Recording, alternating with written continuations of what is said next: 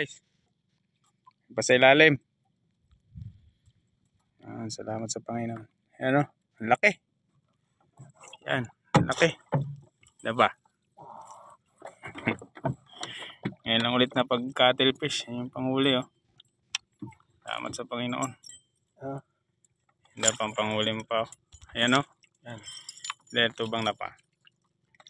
Yan, ang panghuli namin parang lobster. Yan dito na sibad pa. Mga ano na yan.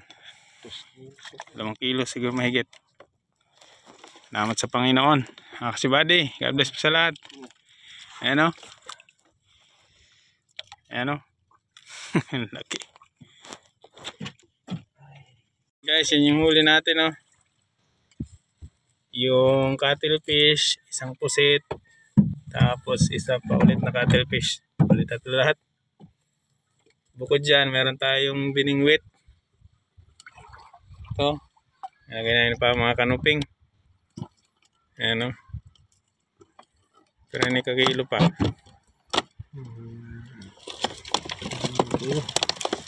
siguro to. Ulam. Salamat sa Panginoon. Si Buddy, kauwi lang namin. Ayan, nakahuli ulit yung panghuli ni Papa ng cuttlefish. Asa na yun? Ito pa, ito.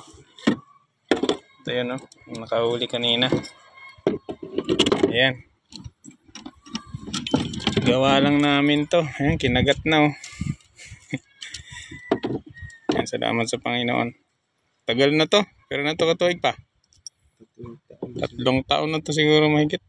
Ayan, kagandahan dyan kasi stainless. Ayan, maraming nagtatanong sa inyo gustong bumili. Sige lang pag nakagawa na tayo. Ayan o. Stainless yan. Number hindi pa na stainless? 40. Number 40. Yan. Pag may cuttlefish sa amin, mga kulambutan, ayan. Maganda tong panghuli.